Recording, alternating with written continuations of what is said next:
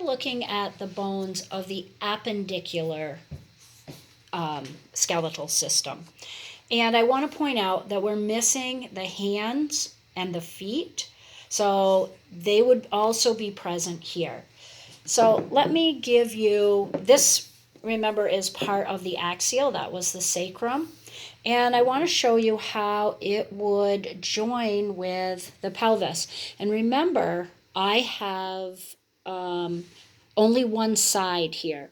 So as I look at this, the two of them come together. This is called the coxal bone, and there are two coxal bones. They're identical. They would come together in the center, and they would articulate with the sacrum like that, okay? So you would see how that would be what's called the pelvic girdle. So there is my coxal bone, and I'm going to move my sacrum now, and my coxal bone is going to be identifiable because of this really large circular indentation. And that's where my femur, this is my femur, okay, and I don't even know if I can get it all in the picture, but there is my femur. So it's got the two bumps on one end, but it's got that big round ball on the other end. And that big round ball, this is called a ball and socket joint, is going to articulate with the coxal bone. So there is how our hip works. And we obviously have them on both sides. So there's our femur going into our coxal bone. And then let's move down our leg. As we move down our leg, we're going to have two bones down below. And both bones down below, these are called the tibia, the larger one of the lower bones, and the fibula. And the fibula is actually going to go on the outside. So if this was where our femur went into our hip, then our fibula would be on this side, because this would be the left side of the body. So here's our fibula, our tibia, which is also a real strong bone, and our femur, which is our strongest bone. Down below those would be our tarsals, which are the small bones in our foot, and metatarsals, which are the bones in the middle of our foot that go down really kind of the arch of our foot and the top. And then we have the phalanges, and phalanges is a term we use for both fingers and toes. But I've got one more bone here, and you may recognize this because we had it on our model of the knee.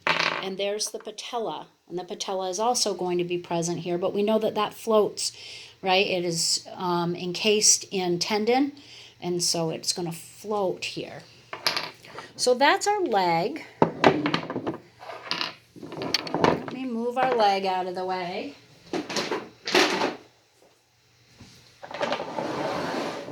And then we'll look at the upper part of our body. This is called the scapula, and the scapula makes up our shoulder blade in the back, so you know what your scapula feels like. I'm sure it's itched before and you've scratched it.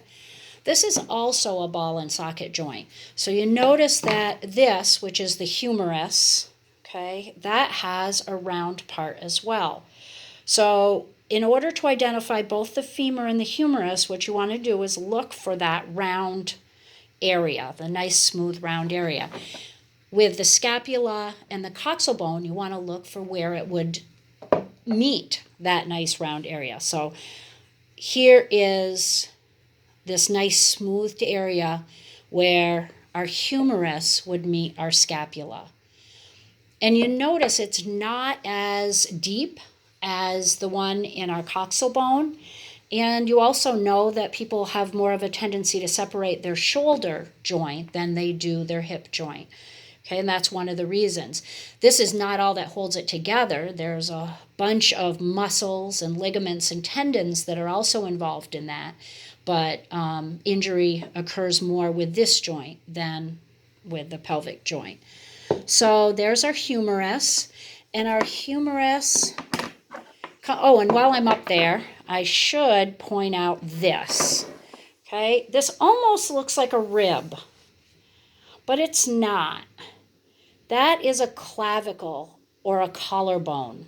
Okay, a number of you probably know what that feels like to break. It's very painful. But anyway, that's a bone you'll just have to recognize size-wise and shape-wise. So that's the clavicle, and the clavicle will go in front while the scapula goes in back of your shoulder. So from the humerus, we also have two bones in the lower arm. And this one is called the ulna, and this is how you remember the ulna. It's got a U shape. So we have the U-shaped ulna. And as we look at this, it's actually going to fit here. Okay, so that's how we bend our arm up and down. But then we have another bone, and this is called the radius. And the radius is funny because the radius actually has this smooth surface. That smooth surface meets up with the humerus as well, but that allows us to turn our arm. So if you're holding your arm forward, you know that you can turn your arm, your hand out. That's because of the radius and the movement of your radius. You can't turn your arm around in very well, not leaving your elbow in one position. So the radius is going to allow you that turning radius in your hand, and the ulna is what's going to lift your arm. And then beyond that would be, if I had a hand anyway, they would be bones, the small bones in your hand, and those are called carpals. So remember, in the foot, they begin with a T, tarsal, but in the hand, they begin with a C, and that's carpals. Then they also have those middle section. And actually, I probably could show you. So for me, they would be here. Those would be my carpals. And then I'd have metacarpals, and those are going to be longer bones that are going to make up this section of my hand. And then my phalanges are going to be my fingers. Okay, and my toes, my feet are going to be the same, basically the same naming. They would be T's, though, instead of C's. So tarsals versus carpals. So carpals, metacarpals, and then phalanges. And phalanges would be fingers or toes.